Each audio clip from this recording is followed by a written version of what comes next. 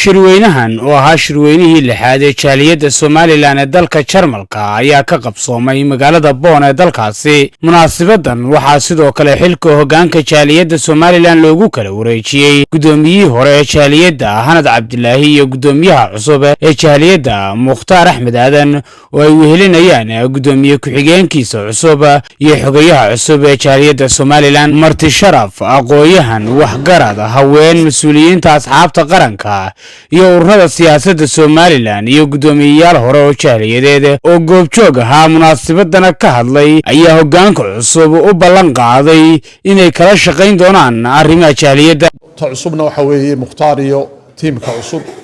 waxa weeye xil weyn baa fuulaya oo ma garanaysa jaaliyadda mas'uuliyaddu aad bay u adag tahay in yar baa ka soo baxda. Ilaahay waxaan uga rajaynaynaa inuu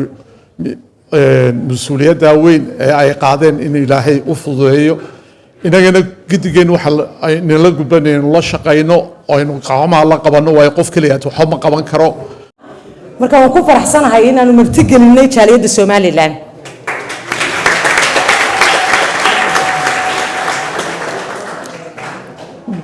السومالي لان ما أنت وحيوبه أنت هاي مني ما حسب وما بعنا قفنا وما بعنا قبيلة وما بعنا Somaliland waxay u baahan tahay midnimo. dalkeen maanta wuxuu u baahan yahay qalbi meel wada jeeda, cudud meel wada jeeda, aqli meel wada jeeda. mid kale war idinku taraya saaxiibkay magaciisa muxuu abwaankii Mustafa hadda Sool baad ka reebtay da Sool waa Somaliland iyada horta gabayga ugu horeey lahayd Sool waa Somaliland dadka reer Sool waa Somaliland mudnaanta iyo sharafta iyo karaamada ugu koobaadna iyaga iskale. dadku waxa weeye Arab iyo labada danba isugu dhow siyaasadda la isku qabanaya danaha la isku qabanaya laakiin waxa la wada leeyahay ka weyn waxa soo dhan. marka koobaad waxaan u mahadnaqayaa dhammaan dadka reer Bonn oo si qurux badan noo soo dhaweeyay oo ay ugu horeeyaan Xamse iyo gudoomiyaha cusub hadii la yiraahdo Mukhtaar Axmed aad iyo aad baan marka koobaad ugu mahadnaqayaa. marka labaad sharaf bay ii tahay inaan maanta ka soo qayb galo jaaliyadii Somaliland oo ay isku wareejinayaan Hanad oo ahaa gudoomiyihii hore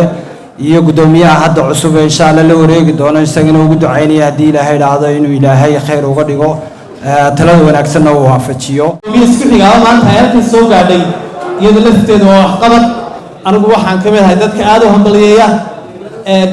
shimbirkuna baalasho ku duulaaye jaaliyadda waxa loo baahan yahay inaynu la shaqeyno si walaalayaal aynu aragno maxsuulka iyo wax qabadka jaaliyadeed markastana waxay ku xirantuun inagu saynu la shaqeyno ayuu bayaguna wax u qaban karaan. magaalada Bonn haddaan iraado aniga xuduntayda ku aasan intaasaan ku soo leekaaday waxaanan farayaa cid walba oo qurbo ku dhalay caruur in luqadda Soomaaliga caruurtooda baraan. waxaan u mahad celinayaa khaasatan waalidkay oo iyagu la'aantood aan maanta idinku hor qodbadayn karay.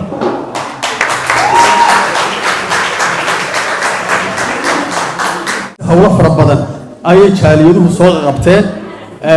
oo ay u horeyso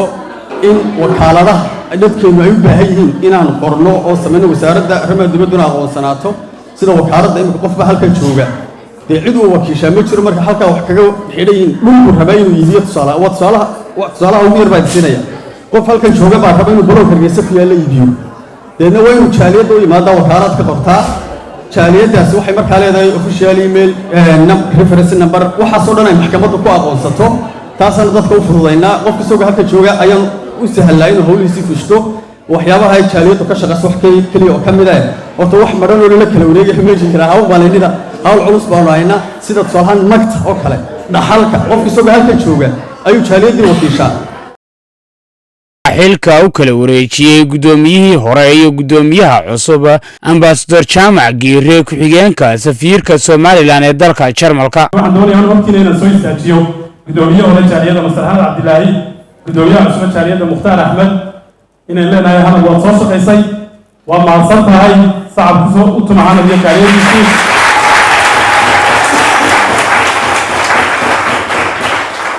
Mukhtaar Axmedna waxaan leeyahay shaqo culus baa ku sugaysaa Hanad waqtigii gudoomiyaha xaaladda dalkeenu ka jiraa way ka duwaneyn xaaladda maanta uu ku jiro hawl rutumisan